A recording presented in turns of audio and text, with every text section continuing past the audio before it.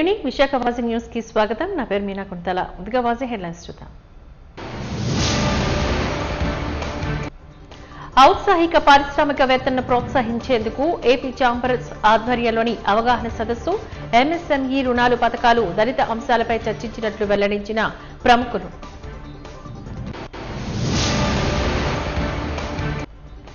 Digital ఇండియాలో భాగంగా cyber security కీలక అంశమన్న నగర పోలీస్ కమిషనర్. డేటాబేస్డ్ ఉగ్రదాడి జరుగుతోందని అప్రమత్తతో మెలగాలంటూ సూచించిన డాక్టర్ శంకరప్రతాప్జీ.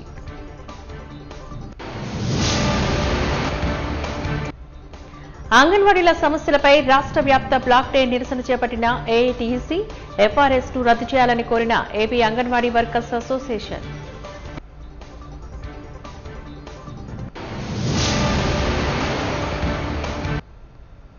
ఇక డీటెయిల్స్ చూద్దాం. కొత్తగా పరిశ్రమలను ఏర్పాటు చేయాలనుకున్న వారికి ప్రభుత్వం అనేక ప్రోత్సాహకాలు అందిస్తోందని, వాటిని సద్వినియోగించుకోవాలని పరిశ్రమల శాఖ జనరల్ మేనేజర్ ఆదిశేషు అన్నారు. అగ్రో అండ్ ఫుడ్ ప్రాసెసింగ్ పరిశ్రమలపైన అవగాహన కార్యక్రమాన్ని ఎంపీపీ కాలనీలోని సామాజిక భవనంలో నిర్వహించారు. Confederation of women enterprises, new steam industries consultancy services, AP chamber of commerce సంయుక్తంగా ఏర్పాటు చేసిన ఈ కార్యక్రమంలోని team industries consultancy services managing director D Madhusudan Rao, AP chamber of commerce chairperson Geetha Srikanth తదితరులు మాట్లాడుతూ ఔత్సాహికులకు ఈ అవగాహన సదస్సు ఎంతో ఉపయోగకరంగా ఉంటుందని అన్నారు. కొత్తగా వ్యాపారాలు ప్రారంభించాలనుకున్న వారు, ఇప్పటికే పరిశ్రమలో నెలకొల్పుతున్న వారికి మార్గదర్శనాన్ని కల్పించడంతో పాటు ప్రభుత్వ ఎంఎస్ఎంఈ పథకాలు, రుణాలు, రాయితీలపైన అవగాహన కల్పించడమే లక్ష్యంగా ఈ సదస్సును నిర్వహించినట్లుగా తెలిపారు.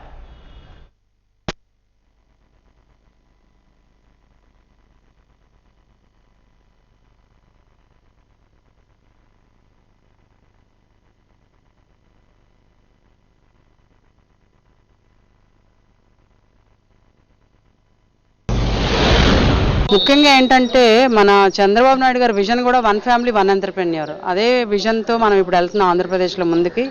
కాబట్టి ప్రతి కుటుంబం నుంచి ఒక వ్యాపారవేత్త రావాలంటే వాళ్ళకి మనం హ్యాండ్ హోల్డింగ్ సపోర్ట్ ఇవ్వగలగాలి. చాలామంది యూత్కి ఆలోచనలు వస్తాయి, ఏదైనా బిజినెస్ చేస్తే బాగుండు, ఐడియాస్ వరకు ఆగిపోతున్నారు. చాలామంది ఐడియాని ఇంప్లిమెంట్ చేసి ప్రాజెక్టు ఒక రూపకల్పన చేసే వరకు కొంతమంది వెళ్ళకుండానే డ్రాప్ అయిపోతున్నారు. సో అలాంటి వాళ్ళకి మేము ఈ different industry bodies, organisations, chartered accountants అందరం ఒక టీమ్గా వాళ్ళకి హ్యాండ్ హోల్డింగ్ సపోర్ట్ ఇస్తూ డీటెయిల్ ప్రాజెక్ట్ రిపోర్ట్ చేయటం ఎలాగా, బ్యాంక్స్ని అప్రోచ్ అవ్వటం ఎలాగా, ఇట్లా అన్నింటిలో కూడా అవగాహన కల్పించడానికి ఈరోజు ఈ కార్యక్రమం నిర్వహిస్తున్నాం. ఈరోజు ఇక్కడ ఎన్ఎస్ఐసి వాళ్ళు, డిఐసి జిఎం గారు and different departments, food processing society, AP food processing society వాళ్ళు కూడా వచ్చి ఇక్కడ అవగాహన కల్పిస్తున్నారు అందరికీ కూడా. సో వాళ్ళు ఒక ప్రాజెక్టు డీటెయిల్ ప్రాజెక్ట్ రిపోర్ట్ నుంచి ఇండస్ట్రీ స్థాపన చేసి వాళ్ళకి ఫైనాన్షియల్ అడ్వైజర్స్ కానీ లోన్ సపోర్ట్ చేసే విధంగా కూడా వాళ్ళకి హ్యాండ్ హోల్డింగ్ సపోర్ట్ ఇస్తూ ఒక మెంటరింగ్, వాళ్ళు ఇండస్ట్రీ స్టార్ట్ చేశాక కూడా అది ఆగిపోకుండా ఎక్కడా కూడా ఫైనాన్షియల్ స్ట్రగుల్ లేకుండా దాని ముందుకు ఎలా నడపాలి అనే విధంగా అందరికీ కూడా అవగాహన కల్పించడానికే ఈ కార్యక్రమాన్ని ఈరోజు ఇక్కడ నిర్వహించడం జరుగుతుంది. మా సంస్థ 2000 సంవత్సరంలో స్థాపించబడి ఎంతోమంది ఎంటర్‌ప్రెన్యూర్స్కి చాలా రకాలుగా వాళ్ళు పరిశ్రమ స్థాపించుకోవడానికి కావాల్సిన అన్ని రకాల సపోర్ట్ సర్వీసెస్ చేస్తూ లైక్ అంటే ల్యాండ్ ఐడెంటిఫికేషన్ నుండి ప్రాజెక్ట్ ఐడియాని కన్వర్ట్ చేసుకొని ఒక ప్రాజెక్ట్ ఇంప్లిమెంట్ చేసుకోవడం ఎలాగన్న దాంట్లో చాలా అనుభవం ఉంది. మేము ఇప్పుడు AP chamber of commerce women wing, కోవే 30 కంబైన్డ్గా కలిపి ఒక అవగాహన సదస్సు నిర్వహించాలి అని చేస్తున్నాము. దీంట్లో central bank of India, district industries GM గారు వాళ్ళు కూడా పార్టిసిపేట్ చేస్తారు. బ్యాంక్ వాళ్ళు వచ్చి వాళ్ళ స్కీమ్స్, ఎంఎస్ఎంఈ యూనిట్స్కి ఎటువంటి స్కీమ్స్ ఉన్నాయి, ఎలాగ సబ్సిడీస్ తెచ్చుకోవచ్చు, తర్వాత సెక్యూరిటీ లేకుండా లోన్స్ ఎలా ఇవ్వచ్చు, ఇవన్నిటినీ వాళ్ళు చెప్తారు. చెప్పడమే కాకుండా వాటిని తిరిగి మేము సహాయం ఉండి దగ్గరుండి ఔత్సాహిక పారిశ్రామికవేత్తలు వాళ్ళు ఐడెంటిఫై చేసుకునే ప్రాజెక్ట్ని, అంటే ఈరోజు మేము వాళ్ళకి సుమారుగా ఒక 100 ప్రాజెక్ట్ ఐడియాస్ కూడా వాళ్ళకి ఎక్స్ప్లెయిన్ చేస్తాము. వాటిలో కానీ లేకపోతే వాళ్ళకి ఏదైనా ఐడియా ఉంటే ఆ ఐడియాని కూడా మనం కావాల్సిన మిషనరీస్, తర్వాత దానికి కావాల్సిన ప్రాజెక్ట్ కాస్ట్ ఎంత, లోన్ ఎంత, సబ్సిడీ ఎలా వస్తుంది, అది ఎక్కడ సూటబుల్గా పెట్టుకోవచ్చు, అంటే మన విశాఖపట్నం, విజయనగరం, శ్రీకాకుళం ఈ అగ్రికల్చర్ బేస్డ్ యూనిట్స్లోని కావాల్సింది ఏంటంటే అవగాహన, ఏ ప్రోడక్టుకి కావాల్సిన రా మెటీరియల్ ఎక్కడ తయారవుతుంది అన్నది చాలా అవసరం. అది లేకపోవడం తెలుసుకోకుండా స్టార్ట్ చేసేయడం, రా మెటీరియల్కి కాస్ట్ ఎక్కువైపోవడం, ఫినిష్డ్ ప్రోడక్ట్ కాస్ట్ ఎక్కువైపోవడం, మార్కెట్లో వాళ్ళు కాంపిటేటివ్గా లేకపోవడం, ఇలాంటివన్నీ విశాఖ జిల్లా ఓబీసీ కార్యవర్గ సమావేశం డీసీసీ అధ్యక్షులు హాస్ని వర్మరాజు అధ్యక్షతన ఏపీసీసీ ఓబీసీ చైర్మన్ సొంటి నాగరాజు గారు ముఖ్య అతిథిగా హాజరయ్యారు. ఈ మేరకు జగదంబ కాంగ్రెస్ పార్టీ కార్యాలయంలో ఆయన ఈ సందర్భంగా మాట్లాడారు. ఓబీసీ నియోజకవర్గం, మండల, వార్డు చైర్మన్, వైస్ చైర్మన్లు ఈ నెల ఆఖరికల్లా ఏర్పాటు చేయాలని తెలిపారు. ఏపీసీసీ అధ్యక్షురాలు షర్మిలారెడ్డితో మాట్లాడి రాష్ట్ర ఓబీసీ మీటింగ్ ఏర్పాటు చేయడం జరుగుతోందని అన్నారు. ఓబీసీ ద్వారా కాంగ్రెస్ పార్టీని బలోపేతం చేయడానికి అందరూ కృషి చేద్దామని పిలుపునిచ్చారు. ఈ కార్యక్రమంలో ఎస్టీ రాష్ట్ర నాయకురాలు శాంతకుమారి, నియోజకవర్గ ఇన్ఛార్జీలు కె.వి. సూర్యనారాయణ, రామకృష్ణ మరియు అల్లూరి సీతారామరాజు, విజయనగరం శ్రీకాకుళం జిల్లా ఓబీసీ అధ్యక్షుడు మరియు కస్తూరి వెంకటరావు, కనకరాజు, కాకర అప్పారావు, ఈశ్వరరావు, ప్రసాద్, జగన్, వెంకటేష్, చంద్రశేఖర్, సీతారామరాజు, ఆనంద్, శ్రీధర్, రవి, కార్యకర్తలు తదితరులు పాల్గొన్నారు. ఓబీసీ ప్రెసిడెంట్గా ఆయన ప్రతి నియోజకవర్గంలో, ప్రతి వార్డులో, ప్రతి గ్రామంలో, ప్రతి పంచాయతీలో, అలాగే ప్రతి మండలాల్లో కూడా ఓబీసీ టీంని బలోపేతం చేసి కొత్త టీంని ఏర్పాటు చేయడం కోసం ఆయన మా జిల్లా ప్రెసిడెంట్లని, అలాగే కోఆర్డినేటర్స్ని అందరినీ ఆయన ఉత్తేజపరిచి ఓబీసీ సెల్ని అభివృద్ధి చేయడం కోసం ఆయన కంకణం కట్టుకొని విశాఖ జిల్లా ఇచ్చేందుకు ఆయనకి ధన్యవాదాలు తెలియపరుస్తూ, అసలు ఈ ఓబీసీ అన్నది జనాలకి కొంచెం కొత్త పదం, పాతదైనా సరే దీన్ని జనాల్లోకి తీసుకెళ్ళి అసలు ఇవాళ కాంగ్రెస్ పార్టీ కానీ మిగతా పార్టీలు కానీ మెయిన్ ఓబీసీలో ఉన్న అందరు నాయకులందరూ కష్టపడి చేస్తేనే ఆ పార్టీ విజయం చేకూరుస్తుంది. కాబట్టి మరి రాష్ట్రంలో షర్మిలారెడ్డి గారి ఆదేశాల మేరకు కాంగ్రెస్ పార్టీలో బీసీ కాంగ్రెస్ని డెవలప్ చేసేందుకు రాష్ట్ర వ్యాప్తంగా జిల్లాల పర్యటన భాగంగా ఈ రోజున విశాఖపట్నం రావడం జరిగింది.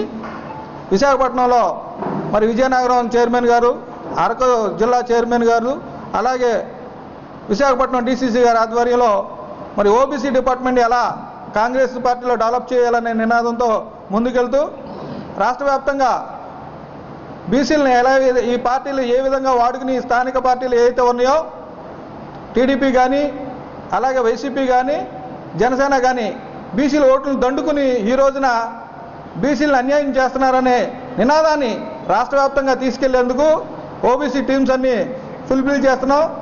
జిల్లా చైర్మన్లుగా, నియోజకవర్గ చైర్మన్లుగా, వార్డు చైర్మన్లుగా కాంగ్రెస్ పార్టీలో కొత్త ఉత్సాహం నింపేందుకు షర్మిలారెడ్డి గారి నాయకత్వంలో ముందుకెళ్తున్నామని, అదేవిధంగా ఈ రోజున ఆంధ్ర రాష్ట్రంలో జరుగుతున్న పరిపాలన కులాల కుంపటిగా తయారైంది.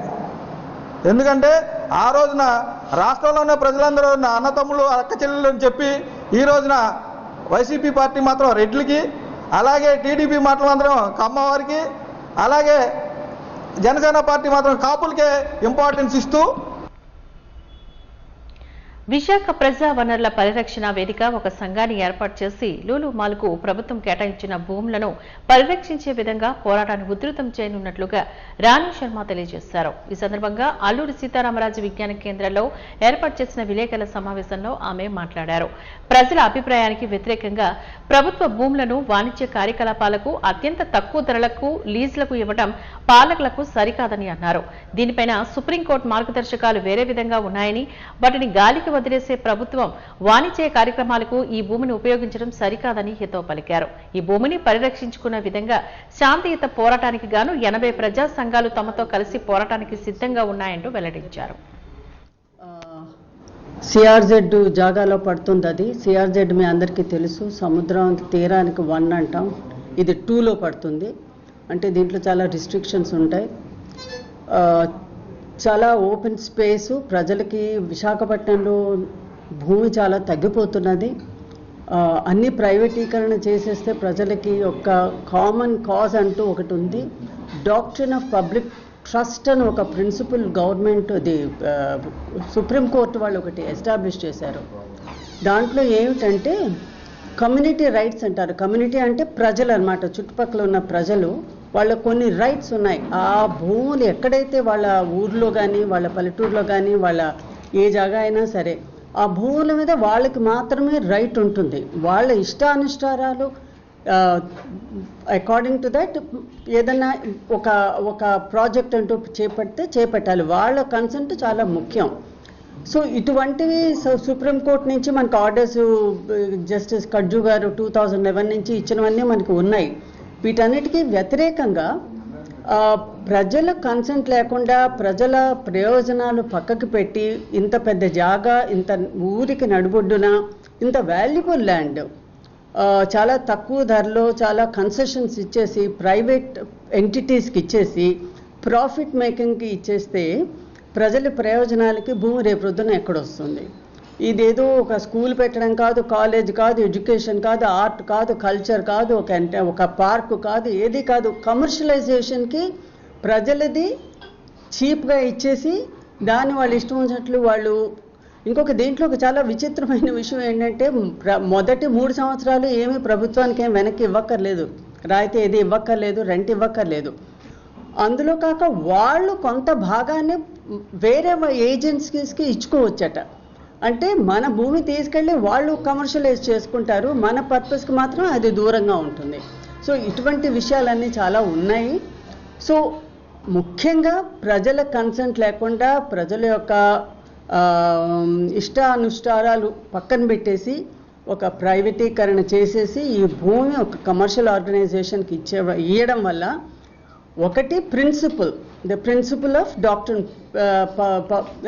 The doctrine of community rights అనేది పక్కన పెట్టేస్తే దీని వలన వచ్చే కాలుష్యం, ప్రెషర్ ఆన్ ట్రాఫిక్ అయిన తర్వాత చాలా చాలా విషయాలు ఉన్నాయి. ఇవన్నీ కూడా మీకు తెలుసును, మళ్ళీ చెప్పక్కర్లేదు, అందరూ మాట్లాడతారు. విజనరీ సీఎం చంద్రబాబు నాయకత్వం, మంత్రి నారా లోకేష్ ఆధ్వర్యంలోని ఆంధ్రప్రదేశ్ డిజిటలైజేషన్ ఐటీ రంగాల్లో దూసుకుపోతుందని గుడివాడ ఎమ్మెల్యే వెనిగంట్ల రాము అన్నారు. డిజిటల్ పీపుల్ సర్వీస్లోని ఇప్పటికే ఏపీ దేశంలోనే తొలి స్థానంలో ఉందని చెప్పారు. విశాఖపట్నంలోని ఫెయిర్ ఫీల్డ్ బై మ్యారిటైర్ హోటల్లోని సైబర్ సెక్యూర్ ఆంధ్ర 2025 సమ్మిట్ జరిగింది. Confederation of Indian industry CII ఆధ్వర్యంలో జరిగిన ఈ సమ్మిట్లో భాగంగా Visakhapatnam collector Harindra Prasad, commissioner of police Visakhapatnam Baji, cyber security నిపుణులతో కలిసి గుడివాడ ఎమ్మెల్యే వెనిగండ్ల రాము పాల్గొన్నారు. ఈ సమ్మిట్లో securing Andhra digital backbone, engineering trust Indian, age of సైబరీస్ తదితర సైబర్ సెక్యూరిటీ అంశాలపైన చర్చను నిర్వహించబడింది.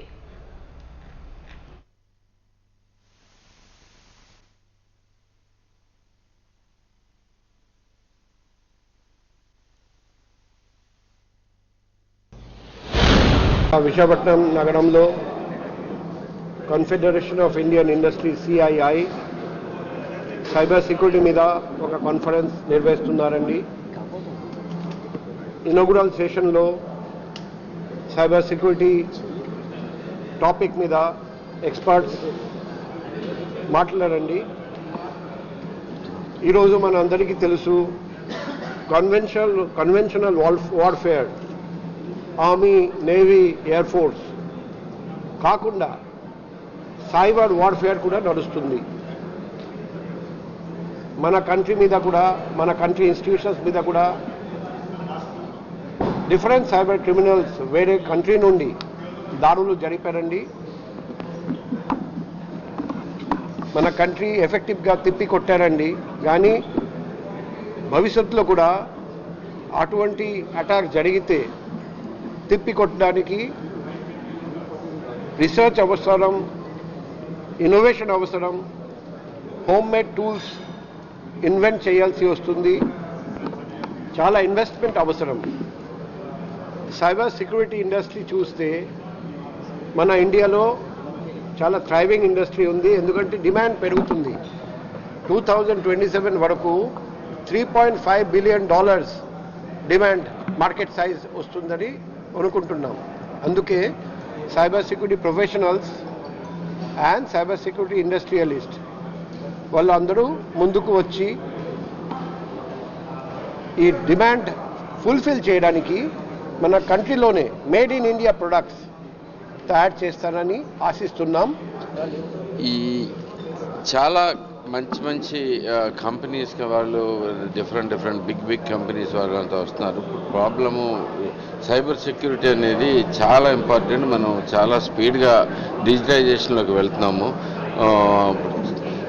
చంద్రబాబు నాయుడు గారి నాయకత్వంలో విజనరీ సీఎం అయిన, అలాగే మన డైనమిక్ లీడర్ లోకేష్ గారి నాయకత్వంలోనూ, లోకేష్ గారి ఐటీ అండ్ మినిస్ట్రీ గారి చేతుల్లోంచి అత్యంత ఫాస్ట్గా గ్రో అవుతుంది మనకి డిజిటైజేషన్.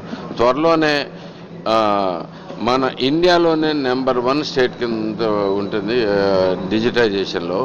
అలాగే మనకి ఎందుకంటే ఎన్నో సర్వీసెస్ కూడా ఇప్పుడు ఈ మధ్య మీ అందరికీ తెలుసు, వాట్సాప్లో కూడా 700 పైగా సర్వీసెస్ మనకి ఇస్తున్నారు.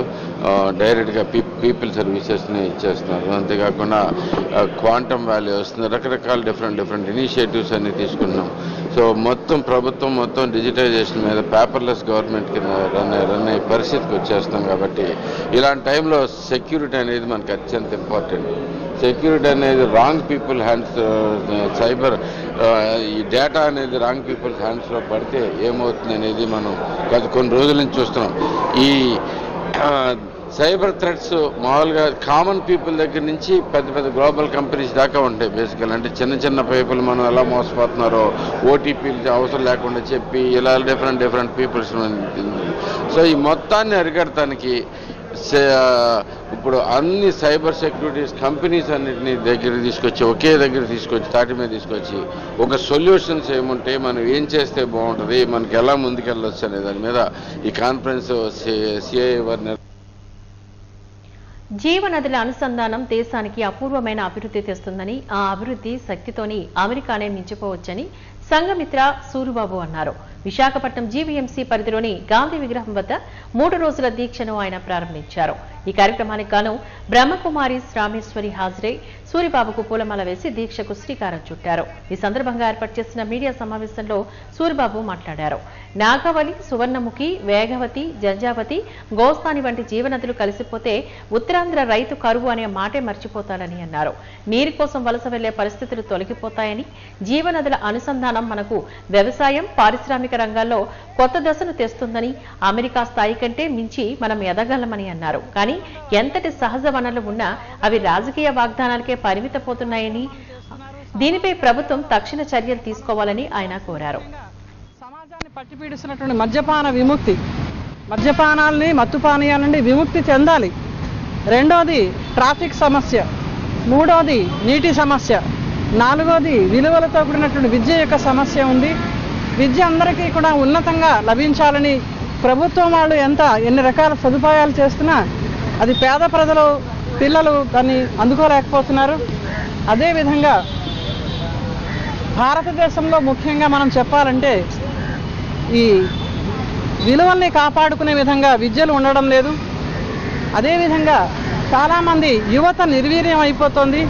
మత్తు పానీయాలకు, మత్తు పదార్థాలకు ముఖ్యంగా బలి అయిపోతున్నటువంటి వాళ్ళు ఎవరంటే యువత.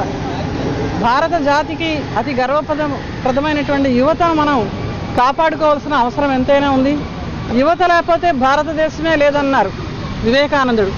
కాబట్టి మన యువతను ఈ మత్తు పానీయాల మహమ్మారి నుండి రక్షించుకోవడానికి మన అందరం కూడా ప్రయత్నం చేయాలి. ఇదే కాకుండా నీటిని ప్రతి ఒక్కరూ బాధ్యతాయుతంగా సేవ చేసుకోవాలి, సురక్షితంగా నీటిని ఉంచుకోవాలి. ఈ పంచమహాతత్వాల్లో మనిషి మనుగడకు కావలసిన నీరు ఒకటి. ఆ నీరు బాగా ఉంటే గాలి కూడా బాగుంటుంది. మన భారత భూమిలో అందరూ కూడా ముఖ్యంగా ఇంకుడు గొయ్యలను తవ్వించుకొని ఇప్పుడున్నటువంటి రేడియేషన్ ప్రకారం ఎక్కడ కూడా వర్షాభావం కలుగుతుంది. ఉంటే అతివృష్టి, లేకపోతే అనావృష్టి.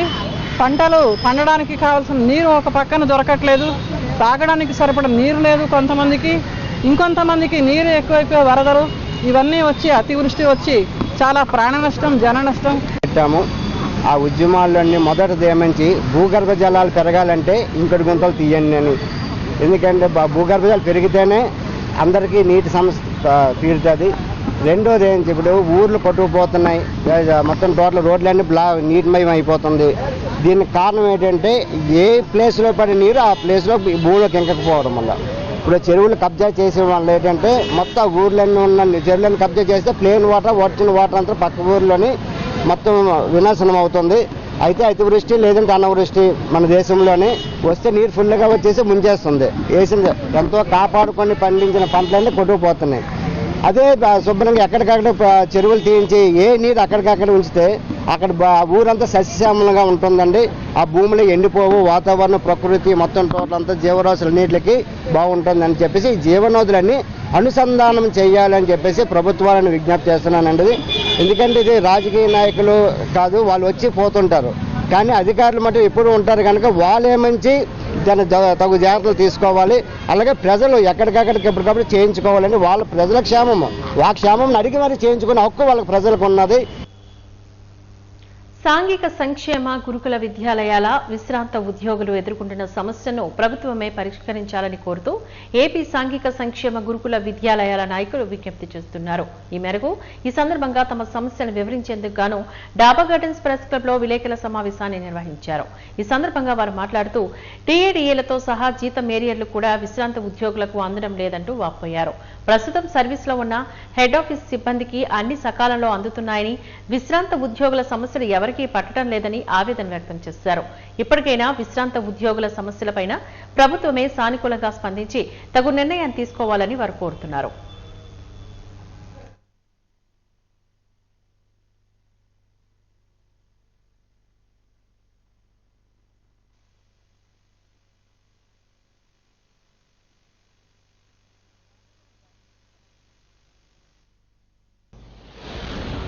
ఆ డిఐ ఏరియర్స్ హెడ్ ఆఫీస్ వాళ్ళు తీసుకుంటున్నారు. హెడ్ ఆఫీసులో పనిచేసిన ఉద్యోగస్తులందరూ డిఐ ఏరియర్స్ తీసుకున్నారు 18 నుంచి 21 వరకు.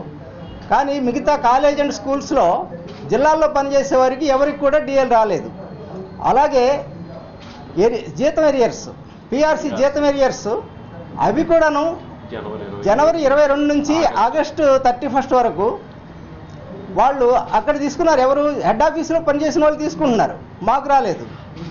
అలాగే ఈఎల్స్ ఏంటంటే encashment of earned leaves, retire అయిన వాళ్ళందరూ కూడాను హెడ్ ఆఫీసులో ఎంతమంది రిటైర్ అయినారో వాళ్ళందరూ తీసుకున్నారు, మావి మాత్రం రాలేదు. మాకు 23లో వాళ్ళు ఏంటంటే సిఎఫ్ఎంఎస్లో అప్లోడ్ చేశారు. మాకు బడ్జెట్ ఉంటేనే అప్లోడ్ చేయాలి, అయితే బడ్జెట్ ఉంది అప్లోడ్ చేశారు, మావి రాలేదు, మళ్ళీ వెనక్కి వెళ్ళిపోయినాయి. అవేంటంటే ఫైనాన్షియలీ రన్నింగ్ అని చెప్పి అవి వెనక్కి పంపించారు. ఆ డబ్బులు ఏంటంటే ల్యాప్స్ అయిపోయినాయి. మరి హెడ్ ఆఫీస్లో వాళ్ళు పనిచేసిన వాళ్ళ తాలూకా ఈఎల్ బిల్స్ శాంక్షన్ అయినాయి. ఇది విచిత్రమైన విషయం. హెడ్ ఆఫీస్ వాళ్ళకి మాత్రం అన్ని శాంక్షన్ అవుతున్నాయి, అన్ని తీసేసుకుంటున్నారు. మరి అదర్ ఇన్స్టిట్యూషన్స్లో పనిచేసిన వాళ్ళకి మాత్రం ఏవీ రావట్లేదు. తర్వాత అడ్మినిస్ట్రేషన్లో చాలా లోపాలు ఉన్నాయి. ముఖ్యంగా ఏంటంటే అడ్మినిస్ట్రేషన్లో పీజీఆర్ఎస్ ఉంది, public grievance redressal system. Public grievance redressal system ఎవరైనా అమరావతి అంటే మా ఆఫీస్ ఏంటంటే తాడేపల్లిలో ఉంటుంది. తాడేపల్లిలో ఉన్నప్పుడు ఈ రాష్ట్రంలో నలుమూలల నుంచి మా తాలూకా ఎంప్లాయీస్ స్ప్రెడ్ అయి ఉంటారు. ఎంప్లాయీ దాదాపు 400-500 కిలోమీటర్లు కూడా ప్రయాణం చేసి వెళ్లాల్సి ఉంటుంది. వాళ్ళు ఏదో గ్రీవెన్స్తో వెళితే ఆ గ్రీవెన్స్కి ఒక రిసీట్ కానీ ఆ గ్రీవెన్స్ ఎప్పుడు రిడ్రెస్ అవుతుంది కానీ చెప్పడం ఉండదు. ఈ నెల 23 నుంచి 28 వరకు 6 రోజుల పాటు సంగీతం, సాహిత్యం, నాటక తదితర సాంస్కృతిక ఉత్సవాలు జరగనున్నాయంటూ కళాభారతి అధ్యక్షుడు రాజు వెల్లడించారు. ఈ మేరకు మద్రిపాలెం కళాభారతిలో జరిగిన విలేకరుల సమావేశంలో వార్షికోత్సవాల పోస్టర్ను ఆవిష్కరించారు. ఈ సందర్భంగా వారు మాట్లాడుతూ Visakha music and dance academy ఆధ్వర్యంలో జరుగుతున్న వార్షికోత్సవాలు 3 నుంచి ప్రారంభం కానున్నాయని తెలియజేశారు. జాతీయ పురస్కార సభ 6 రోజుల సంగీత నృత్య నాటకోత్సవం నిర్వహిస్తున్నారని, ఈ నెల 23న ప్రఖ్యాత వయోలిన్ విద్వాంసులు సంగీత నాటక అకాడమీ పురస్కార గ్రహీత శ్రీ ద్వారం దుర్గాప్రసాదరావుకు నాద విద్యాభారతి బిరుదుతో సత్కారం, 2.5 లక్షలు విలువ చేసే స్వర్ణ కమలం, ₹1,00,000 నగదు బహుమతి, నూతన పట్టు వస్త్రాలు, ప్రశంసా పత్రం అందజేసి సత్కరిస్తామని తెలిపారు. 39 సంవత్సరాల నుంచి ఈ కార్యక్రమం నిర్విఘ్నంగా జరుగుతున్నది. అది విశాఖ ప్రజల యొక్క అదృష్టం. ఇంత మంచి కార్యక్రమాలని ఇక్కడ జరగటం, ఏ కళాకారుడికైనా సరే గుర్తింపు ఉండాలని చెప్పి ప్రతి కళాకారుడు కోరుకుంటాడు. అందులో కళాభారతితోటి గుర్తింపు పొందాలని చెప్పి పెద్ద పెద్ద కళాకారులు అందరూ కూడా కోరుకుంటారు. అలాంటి పర్టికులర్గా ఈ కార్యక్రమం నాద విద్యాభారతి, నాట్య విద్యాభారతి, నాద విద్యాభారతి అవార్డులు కావాలని చెప్పి పెద్ద పెద్ద వాళ్ళందరూ కూడా కోరుకుంటారు. కాబట్టి వాళ్ళందరూ కూడా ఎక్కడి నుంచి 2001 సంవత్సరం నుంచి పెద్ద పద్మభూషణ్ అందరూ కూడా అలాంటి వాళ్ళందరికీ కూడా ఈ అవార్డులు ఇవ్వటం జరిగింది. Visakha music and dance academy స్థాపించి 40 ఏళ్ళు అయింది. 39 సంవత్సరాలుగా ఈ వార్షిక ఉత్సవాలు అనేక రకాల కార్యక్రమాలు నిర్వహిస్తూ కళలకు కానాచిగా నిలవడమే కాకుండా విశాఖపట్నం కూడా కళలకు రాజధాని అవధానంలో ఇది సహాయపడింది అనడంలో ఆశ్చర్యం ఏమీ లేదు. ఈ గత 22 సంవత్సరాలుగా చేస్తున్న వార్షిక ఉత్సవాలలో నిష్ణాతులైన కళాకారుల్ని బీడ్వి ఈస్ట్ వెస్ట్ నార్త్ సౌత్ ఎక్కడైనా సరే సంగీతం ఇది డివైన్ అనడానికి అర్థం చేసుకుంటూ అటు హిందుస్థానీ కానీ కర్ణాటక కానీ ఒడిస్సీ కానీ ఏదైనా సరే అందరినీ అందులో నిష్ణాతులైన వాళ్ళు పెద్దవాళ్ళని పిలిచి సంగీతం వాళ్ళకి నాద విద్యా భారతి, నృత్యం వాళ్ళకి నాట్య విద్యా భారతి అని ఒక బిరుదును ప్రదానం చేస్తూ అందులో రమారమి 2.5 లక్షలు విలువ చేసే స్వర్ణ కమలాన్ని, ఇది ప్రపంచంలో ఎక్కడ ఎవరూ చేయనటువంటి ప్రక్రియని మా సిఎస్ఎన్ రాజు గారు ఆయన ఐడియా ఇది. వైభవ్ జ్యువెలర్స్ డే 1 నుంచి కూడా 24 ఏళ్ల నుంచి వాళ్ళు ఇస్తున్నారు.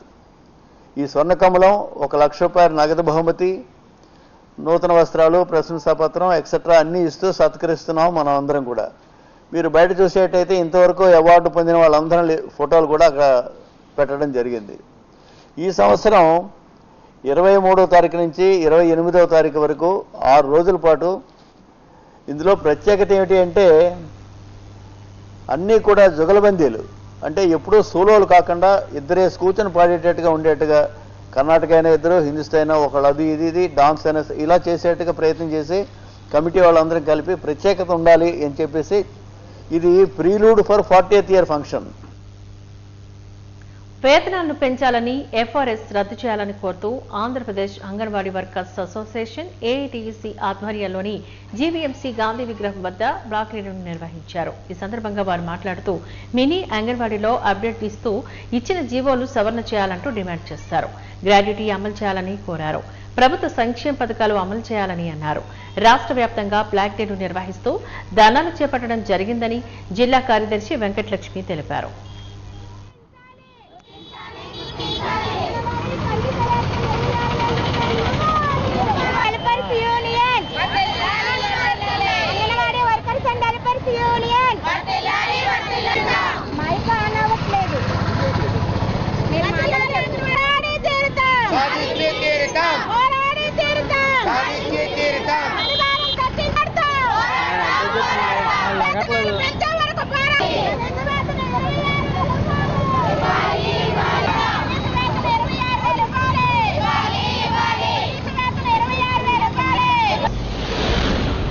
ఈ రోజు కార్యక్రమం జీతాలు పెంచాలనేసి అంగన్వాడీలకి. ఆ తర్వాత మేము ఆగస్టు 4వ తేదీన ఫోన్లు అయితే ఇవ్వడం జరిగింది. ప్రభుత్వం మాకు ఇచ్చిన ఫోన్ని ప్రభుత్వానికి మళ్ళీ తిరిగి అప్పగించడం జరిగింది. ఎందుకంటే ఫోన్ సపోర్ట్ చేయకపోయేసరికి మేము వర్క్ చేయడానికి అయితే చాలా ఇబ్బందిగా ఉందనేసి ఫోన్స్ ఇవ్వడం జరిగింది. అదే ఇప్పుడు మాకు 5G మొబైల్స్ ఇస్తామంటున్నారు. కానీ మొబైల్స్ ఇవ్వడమే కాదు, మాకు జీతం పెంచినంత వరకు కూడా మేము ఆన్లైన్ వర్కులు అయితే చెయ్యమని చెప్తున్నాం ప్రభుత్వానికి.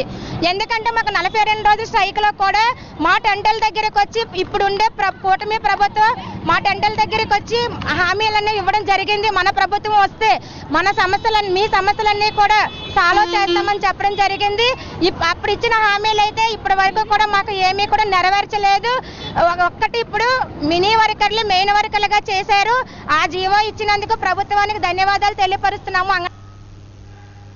అంతరించిపోతున్న విగ్రహాల తయారీ కళను ప్రోత్సహించేందుకు విశాఖ యువకుడు రంజిత్ కంకణం కట్టుకుని పశ్చిమ బెంగాల్లోని కళాకారులకు అండగా నిలుస్తున్నారు. పర్యావరణ రహితంగా ఉండే ఈగో వినాయక మట్టి విగ్రహాలను ప్లాస్టర్ ఆఫ్ ప్యారిస్ విగ్రహాలకు ధీటుగా తయారు చేస్తూ ఇరు తెలుగు రాష్ట్రాల మన్ననలు పొందుతున్న తీరు అందరినీ ఆశ్చర్యపరుస్తోంది. ఈ నెల 27న జరగనున్న వినాయక చవితి ఉత్సవాలకు నగరం నుంచి కొలువు తీరుతున్న మట్టి విగ్రహాల తయారీ కళాకారుల స్థితిగతులపైన మా వాజీ ప్రతినిధి జ్యోతి ఫేస్ టు ఫేస్.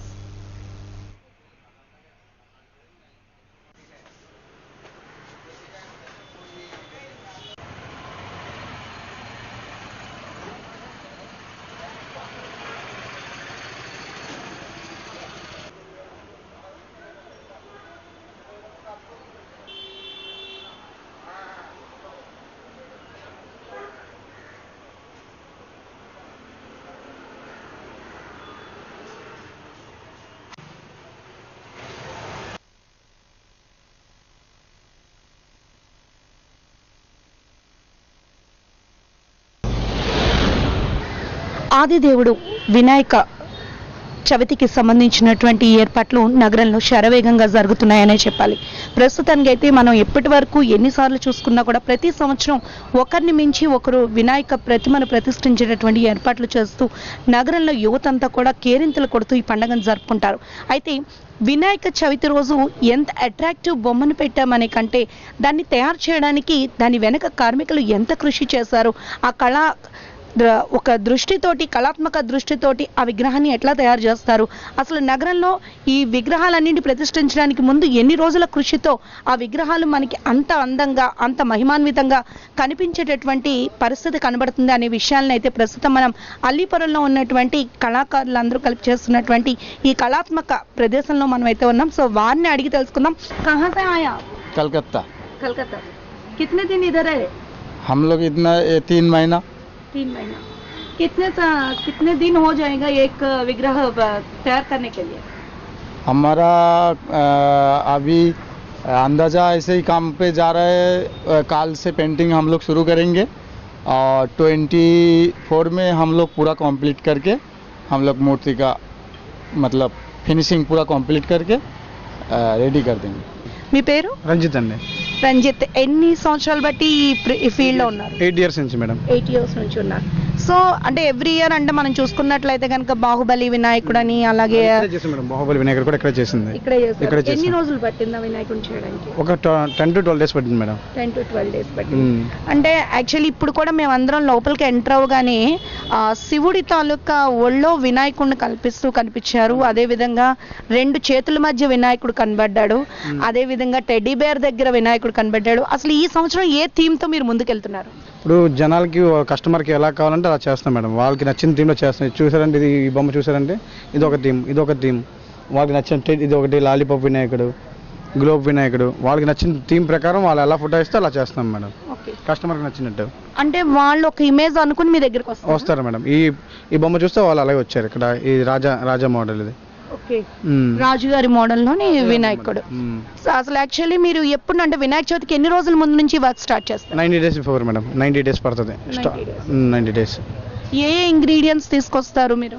దీనికోసం మట్టి తీసుకొస్తాం మేడం. కర్ర, గడ్డి, ఓక, కలకత్తా మట్టి అవన్నీ తీసుకొచ్చి తయారు చేస్తాం మేడం. కంప్లీట్గా ఇది ఎకో ఫ్రెండ్లీ. ఇది పర్యావరణానికి చిన్న ప్రాబ్లం కూడా ఉండదు. కెమికల్ ఫ్రీ ఇది. దీనివల్ల గవర్నమెంట్ కూడా ఆదాయమే. కర్ర, గడ్డి ఇవన్నీ బయటకు వచ్చేస్తుంది. దాన్ని కూడా గవర్నమెంట్ క్యాష్ చేసుకోవచ్చు. సో ఎంత స్టార్టింగ్ ఎంత చిన్న విగ్రహం నుంచి ఎంత పెద్ద విగ్రహం వరకు చేస్తారు? 3 feet నుంచి 15 feet దాకా చేస్తాం మేడం. 3 feet నుంచి 15 feet. 3 feet విగ్రహానికి ఎంత టైం పడుతుంది? మ్యాక్సిమం ఏదైనా 7 days to 10 days పడుతుంది మేడం. బొమ్మ అది ఆరాలి, ఎండాలి, దాని తర్వాత కలర్ కోటింగ్ వేయాలి. కలర్స్ మీరు న్యాచురల్ కలర్స్ వాడుతున్నారు? Natural colours madam. Chemical free colours. ఎట్లా అంటే 3 feet నుంచి 15 feet వరకు చేస్తున్నారు. ఈ సంవత్సరం మీరు ఎంత పెద్ద హైట్ చేస్తున్నారు? 15 feet మేడం. 15 feet. ఏంటి దాని స్పెషాలిటీ ఏంటి? అది జస్ట్ వినాయకుడు కూర్చొని ఉంటాడు మేడం. కంప్లీట్గా వినాయకుడు ఎలా ఉంటాడో అలాగే మేడం. అలా కూర్చోబెట్టి అంటే ఆ సినిమా హీరోలాగా అలా కాకుండా జస్ట్ వినాయకుడు ఎలా ఉంటాడో అలా ఉంటుంది ఆ మోడల్. బయట ఉంది ఆ బొమ్మ. ఇంకోటి వచ్చి రావణాసుడు మోడల్ ఒకటి ఉంది. రావణాసుడు మోడల్ వినాయకుడికి ఎట్లా చేస్తారు? అంటే వాళ్ళు రావణాసుడు కూడా శివుడు భక్తుడే కదా. అవును. శివుడిని ప్రార్థన చేస్తూ ఆయన చేస్తుంటమాట, వీణ వాయిస్తుంటాడు. ఆ మోడల్ అది. సరే, ఇప్పుడు ఈ విగ్రహాలన్నీ మీకు మాక్సిమం సేల్ అయిపోతాయా? అయిపోతాయి మేడం. ఎన్ని రోజులు వినాయక చవితికి మీరు ఆల్మోస్ట్ ఎన్ని సేల్ చేస్తుంటారు ఎవ్రీ ఇయర్? 120 to 150 చేస్తాం మేడం. 120 to 150. ఎంతమంది కళాకారులు దీనికోసం ప్రయత్నిస్తూ ఉంటారు? 9 మంది మేడం. 9 నుంచి 10 మంది చేస్తుంటారు. వాజింగ్ న్యూస్ ముగించే ముందు ముఖ్యాంశాలు మరొకసారి చూద్దాం. ఔత్సాహిక పారిశ్రామికవేత్తలను ప్రోత్సహించేందుకు ఏపీ ఛాంబర్స్ ఆధ్వర్యంలో అవగాహన సదస్సు. ఎంఎస్ఎంఈ రుణాలు, పథకాలు, దళిత అంశాలపై చర్చించినట్లు వెల్లడించిన ప్రముఖులు.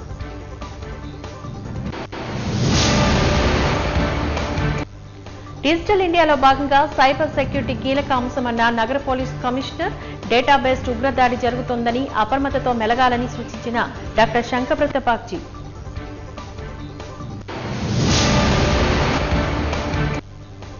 అంగన్వాడీల సమస్యలపై రాష్ట్ర వ్యాప్త బ్లాక్ డే నిరసన చేపట్టిన ఏఐటీసీ. ఎఫ్ఆర్ఎస్ ను రద్దు చేయాలని కోరిన ఏపీ అంగన్వాడీ వర్కర్స్ అసోసియేషన్.